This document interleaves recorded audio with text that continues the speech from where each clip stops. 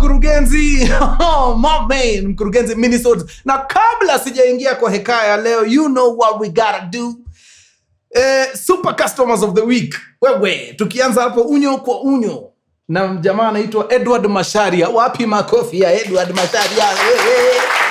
Asante sana Edward. Akiandamwa pale kwa mwendo wa aste aste na Louis Shibira. Shibira, thanks to you tunashiba kweli kweli. Okay. Last but not least, tuko na Kelvin Limo. Shangwe na deremo. Kelvin Limo, asante sana Shibira. Na Shadi. Na Masha, asanteni sana wala kwa kutulea. Na kwa anybody else ambaye alitembelea ile site akafanya mambo pale, God bless you. God bless you, man. Au sio? Hapo sawa. Now, wangwana niliwaambia nimeingia phase fulani ya hii maisha, mtanisamehea. Saa hii nikidiscover vitu nakuja tunadiscover na nyinyi. Yaani nazileta zote hapa. Kuingia 40 si mchezo. Mnaanza kulana mavitu hapa nje. You know, things you really never thought about, saa hii zimeanza kukua very important all of a sudden. Now, wacha nikupatie story moja hapa. There's a friend of mine ako kwa hii biashara yetu tu. He's a filmmaker, just like me. Na nishaiwapigia story mob sana kuhusu hii world yetu ya sinema nini, na nikawaambia kama kuna mahali inatutoaga jasho ni kutafuta vitu zinaitwa locations. Mahali pa kushoot. Si niliwachapia vile niliona masaibu pale tukishoot, makosa ni yangu. So kuna rafiki yangu hapo ndio yuko, so amefika hiyo time ya kufanya kitu inaitwa location scouting. So of course, seeing as nimeifanya before, he reached out akaniambia niaje mtu yangu, wewe ulipiga hii shughuli ya location mazee. Uko na 2 contacts unaweza nisaidia. Niingie huko, nichungulie nifanye mawantu. Nikamwambia ina mambo ndakupatia. Hizi ni contacts za wale watu wenye nili-engage nao. Hata nikashoot huko kwingine. Hizi ni zile contacts nilipata in the process, but either haikufit nini, so siku engage nao sana, but the contacts ziko hapa. Unatafuta hao inakaje? Akaniambia natafuta that old money feel. Okay. Kama ni old money, hata wacha nikupunguzie contacts zingine nikupatie za hawa ndio wako na nyumba zinakaa hiyo design, but sasa mimi hiyo time nilikuwa natafuta, sikuwa nataka hii, nilikuwa nataka hizi modern. So here is a list of contacts. Nikawapea. To be really honest, hata hizi contacts napeana watu si ati nawajua.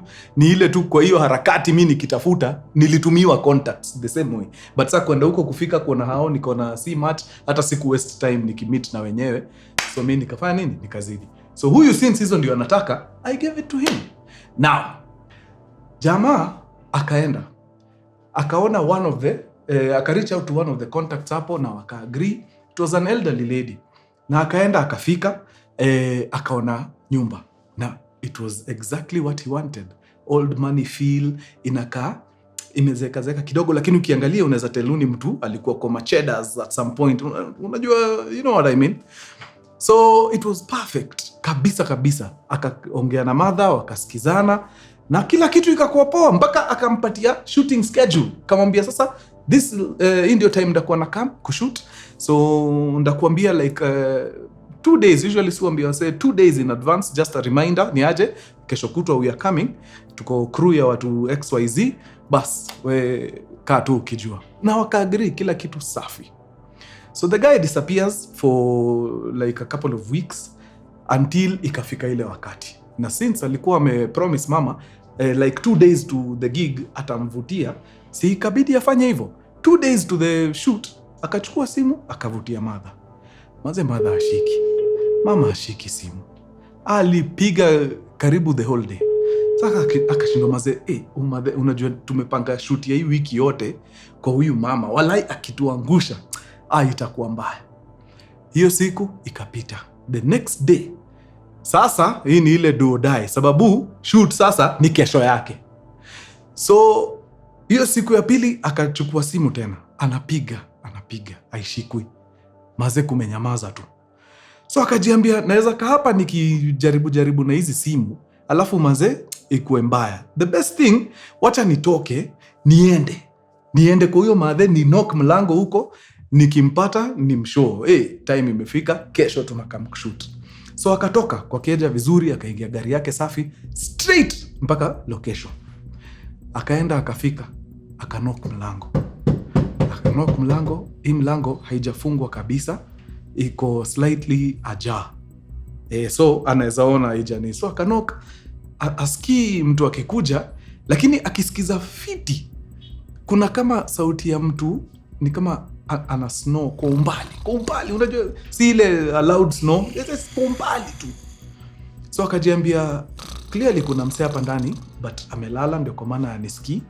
Akinajua it's bad manners, sifai kuwa nafanya hivi, but mazee hii for me ni life and death. Yani nisipo loki nyumba leo, kesho itakuwa mbaya. Niko na crew ya watu 30 huko na cast equipment tusha book nini. Already have sunk in hundreds of thousands for just tomorrow and the day after. Hizo ndio siku mbili walikuwa wanani kushoot hapo.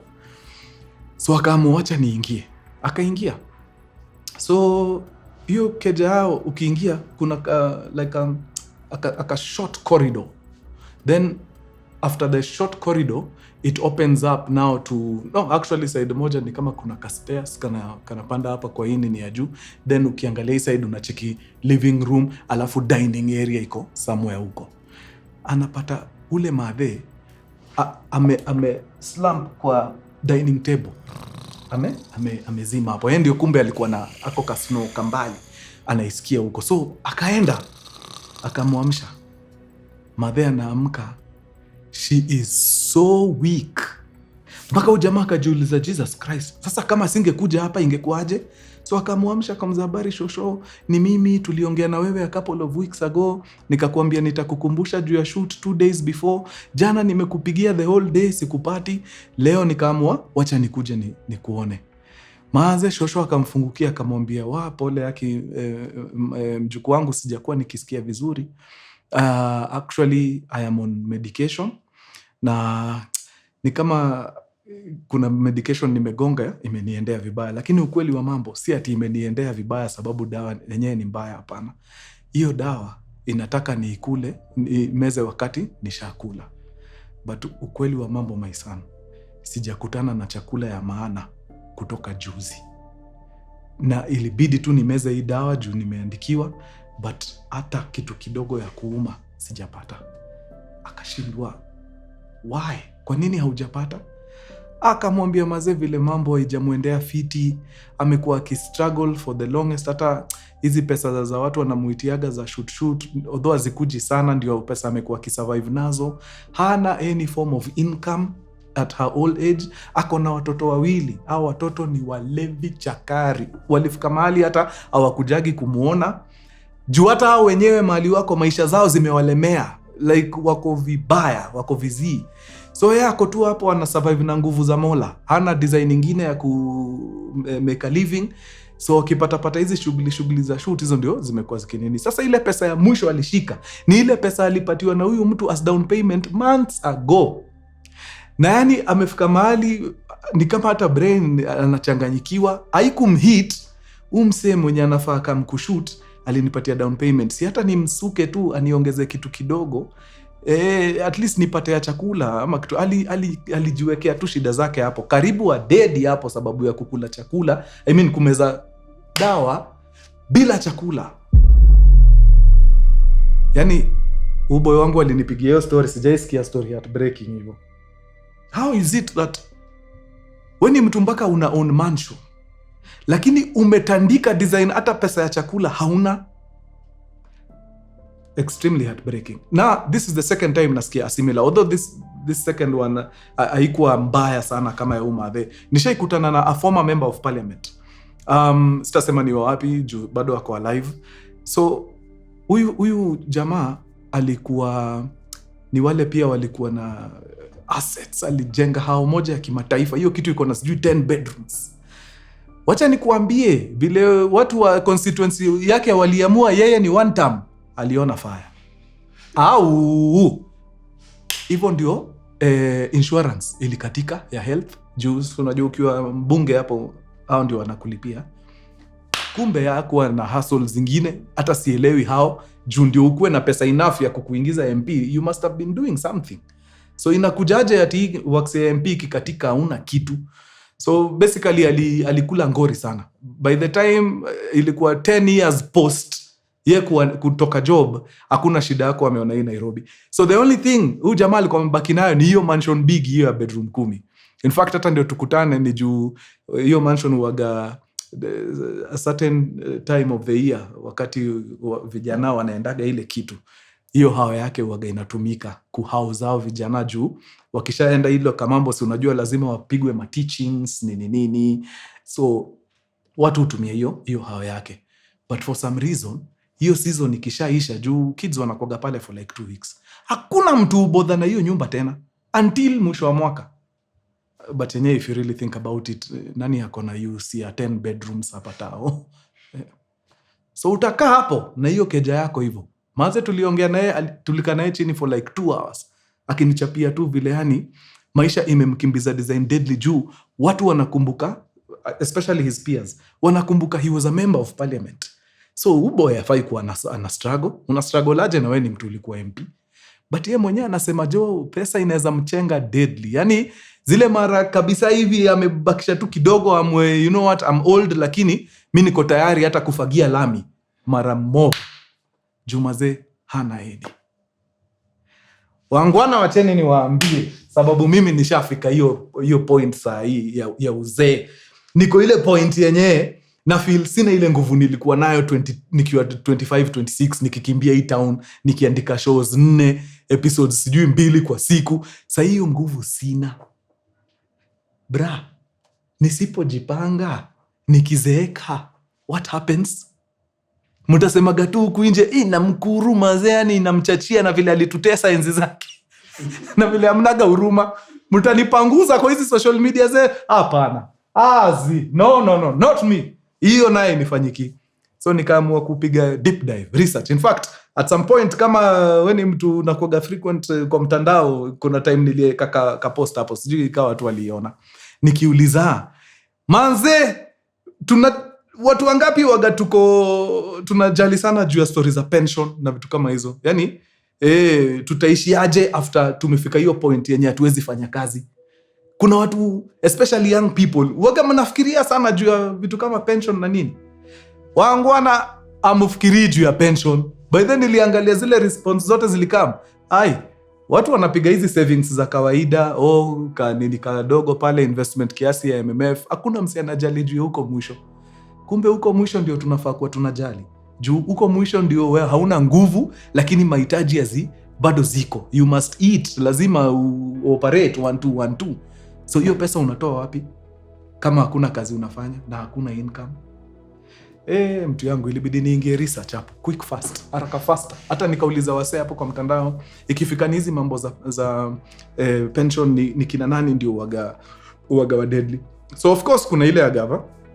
But nimekuwa nikisikia hata tu wazazi wangu matime walikuwa nasema hii pesa ya gavajo unaisave miaka 40 alafu ile pesa inatoka jo unashindwa nimesave 40 years nipate But either kumbe kuna maeria unaweza cheza nazo.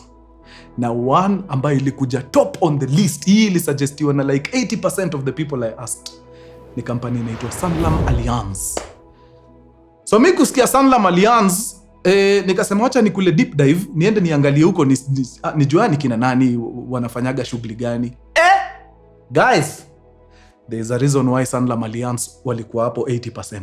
So first of all, Sanlam Alliance ni a joint venture between 2 companies, Sanlam na Alliance.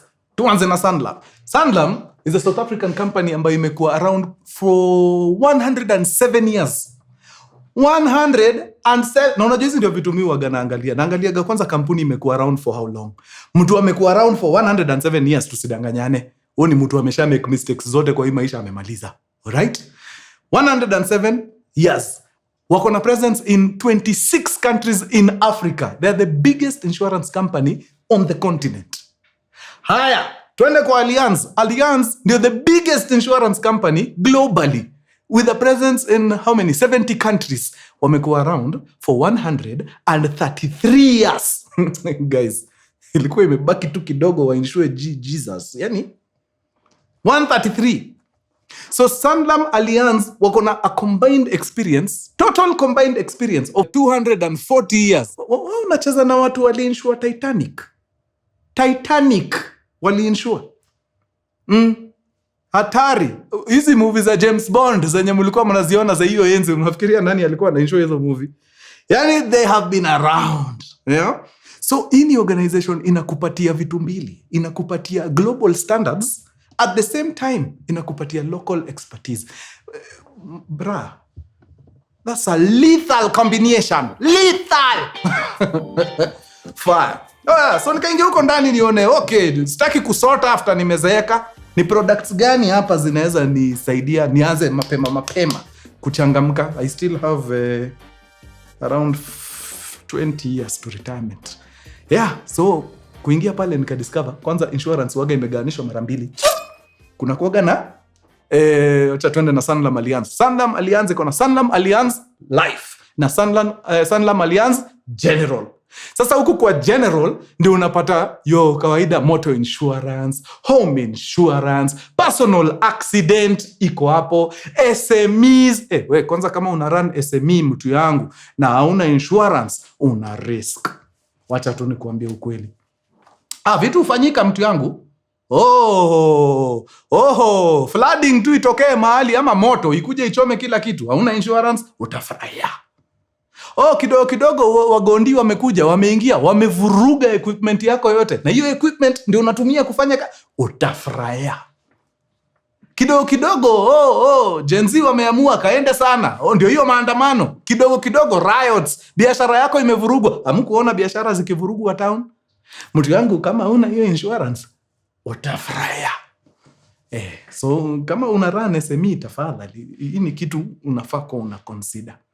Unafaa uingie hapo haraka faster. In fact unaweza niongelesha hapo kwa comments kama unataka nikusaidie vile kuingia. Sasa mnasemaga innovation mnakosea. Sasa pale kwa insurance kuna kitu wako nayo. Inaitwa Sanlam Alliance Emergency Assist. Hii mtapenda. Sasa hii Emergency Assist ilinifurahisha sana hii. Ukidownload hiyo app ya Sanlam Alliance Assist, inakuletea interface inakaa hivi. Derek utawekea.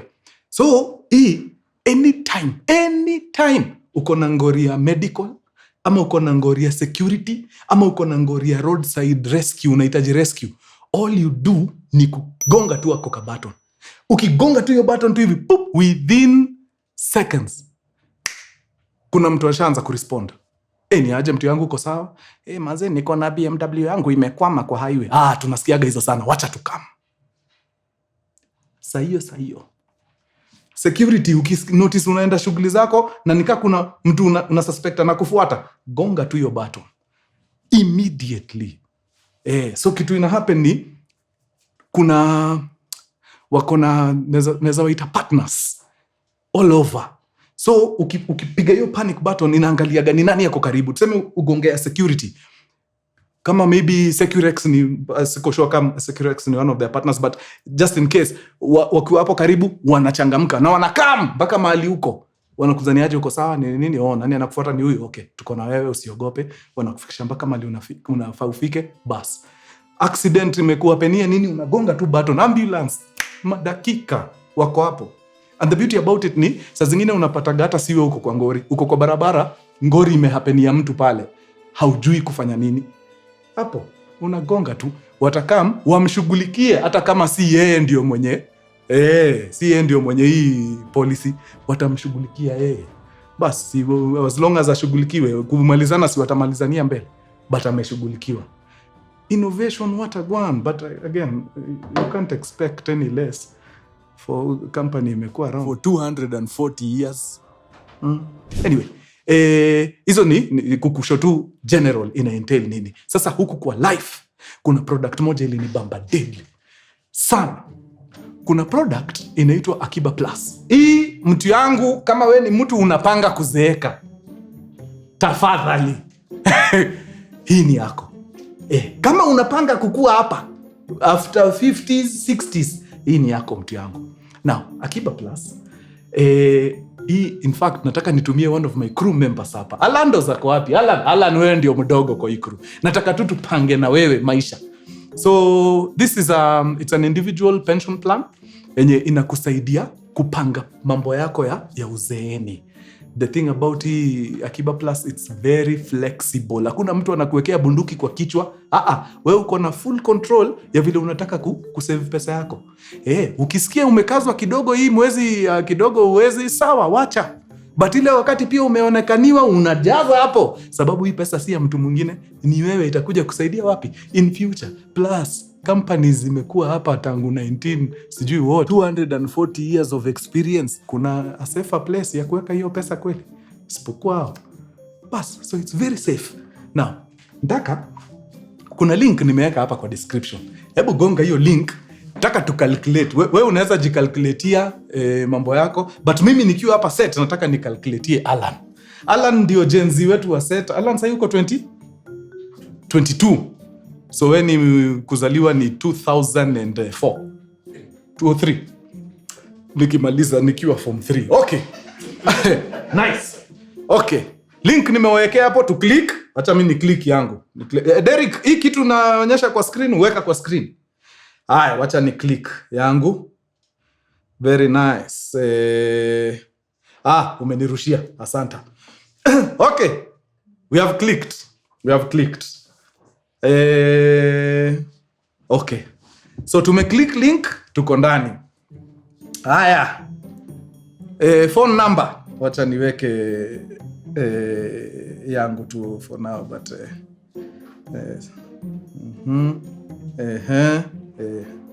very nice. Haya, when is your birth year? 2003. Cha tukuwekea hapa 2003.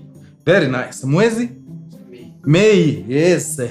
Tarehe 6. Very nice. Naona hiyo tushajaza. Haya, sasa wewe ukifikiria maisha yako saa hii, unaona hii wacha nikujibie, sababu hii wanauliza how would you like to grow your wealth? Unataka tu kuweka pesa one time ama unataka kuwekaga monthly? Sasa hii wewe, sababu wewe ni mdogo na ndio tu umeanza kazi, one time haita make sense. Juu ndio unaanza. Ungekuwa wewe ni uko miaka 50 kama mimi, unaweza weka. But sasa wewe juu ndio unaanza, wacha tukuwekee monthly. Sawa sawa? Monthly. Haya. Ukijisikiza kwa mwezi unaweza taka kuinvest kama how much? Ile haitakuumiza. Tunaweza enda tukiongeza as miaka inaenda, pesa inaenda ikiongezeka, unaweza enda ukiongeza, but for now wacha tucheze na bare minimum. Unataka kuweka how much? 10,000. Wewe ni deep state. Gen Z, mnatoa wapi pesa bana? Okay, wacha niweke 10,000. So hii inamaanisha kila mwezi 10,000 itakuwa inaenda. Alright? Unataka kuretire ukiwa miaka ngapi? Ile yenye unataka, yani hata kama unaenda kufanya kazi, uende kufanya kazi ati juu unataka mshahara ukule, unafanya tu juu inakubamba. Yani ni mwaka, wacha ni between 50, 55, 60 na 65. Gani ndio unaona? 55 inakaa, yeah. After 55 wewe ukienda job unaenda juu unataka, si ati juu ni lazima. Sawa, 55.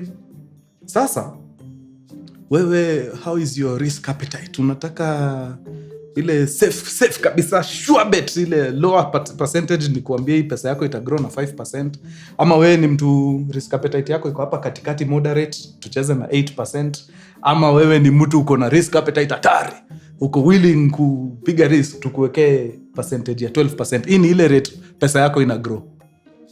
So between 5, 8 na 12%. Napenda watu bana. 12%. Very nice. Haya. So ukifikiria ile pesa unataka unatengeneza mwisho wa mwezi ukiretire, unaonaga ikiwa kama how much? Ile pesa itakuwa inakukutaga kila mwisho wa mwezi, na ukue comfortable, umekula, umejienjoy, Kama ni hospitali umeshashughulikia nini, unakaa how much every month in your old age? Hauna idea? Wacha nikuweke kafiga. I think in your old age, mtu yangu ukiwa na kaso 3 uko sawa mwisho wa mwezi. Juu unajua in your old age haulipi school fees, ushamaliza. Rent maybe hata ulishapata kwako. Unaona? So expenses zako ni za chakula tu na raundi. So 3 sio ni kitu imetosha kufanya hiyo shughuli. Bas. So kama ni 3 inamaanisha in 1 year hiyo ni 3.6 million. Is it? Yeah, sababu 10 months ni 3 million plus another 600. Hiyo ni 3.6 million. So watu wanasemaga after retirement unanidingi 70% ya ile pesa. So kwa hiyo 3.6 million, 70% yake ni nini? Actually, in fact, wacha hiyo ndio ikuwe 70% yetu. Wacha 70% yetu ikuwe hiyo 3.6. So wacha tuiandike hapa. 3.6 million. Bas. Wanasemaga ile pesa yenye uko comfortable nayo saa hii, in retirement unafaa ucheze na 70% of your. So kama uko comfortable saa hii na so 2, then in retirement 70% ya so 2 ni kawa 140. Hiyo ndio una need. Haya, so 3.6. Now, let us calculate. Hey. Mtu yangu, ukiweka 10 Gs sahi mpaka ile wakati utaretire, alarm, by the time unaretire, utakuwa umetengeneza 43,716,248. Yes. Kama in 1 year unakula 3.6, inamaanisha hii pesa itakulast another 12 years. So kama umeretire at 55, hii pesa utaikula mpaka ukiwa 67. Macheki. Na hiyo ni ukiamua kukula. Otherwise, unaweza amua hii 43 million badala ya kuikula, wacha niweke kwa the laziest way of investing, which is kitu kama money market. Unaona? Na hii money market ikupatie 10%. 10% ya 43 million ni 4.3 million. 4.3 million divided by 12 ni how much? Acha ni calculate hapa. 4.3 million divided by 12. Inamaanisha every month utakuwa unakula 358,333 shillings for the rest of your life. Hala, I wish ningekuwa wewe.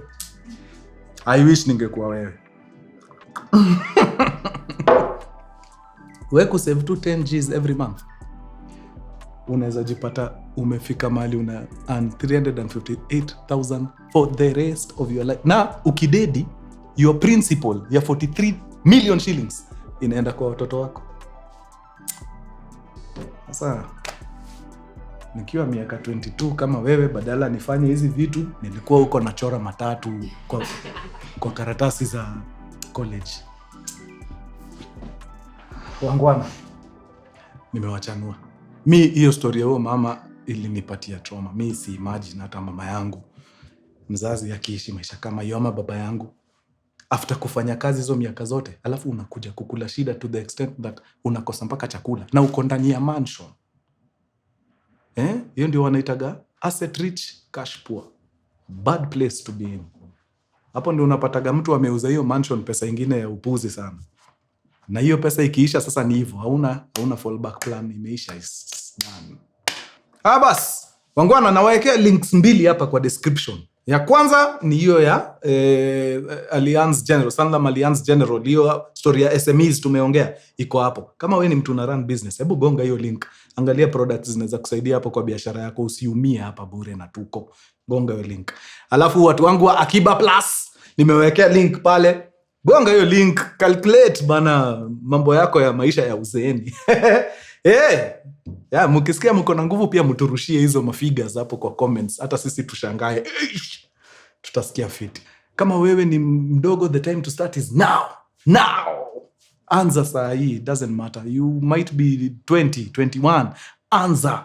Because if there is one thing that is a constant, ni lazima uzeeke, whether you like it or not. Actually, kukosa kuzeeka inamaanisha umekufa mapema. Hakuna mtu anataka kudedi mapema. So kama unataka maisha marefu, lazima uzeeke. So anza kuweka hiyo pesa sasa hivi. Wadau, mtaniruhusu nifungie hapo, isikae ni kama na nini sana. Ingieni hata hapo kwa hiyo page ya Sanlam Alliance, muangalie mambo yao. Chukua, si lazima hata uchukue ati ya uzeeni, wako na a lot. Wangwana, acheni nifungie hapo. Interact with the product. In case of any maswali, niulizeni hapa kwa comments, mimi nitazi-channel to the relevant people. Bas, na tuchunge future yetu. Sawa wadau? Very nice. Poleni. Hii kwa hivi jani yangu ya uzee. Nitabeba places nyingi sana. You will love it. Okay, sawa. Tuonana round 2. Adios muchachos. Hey. Peace. Okay.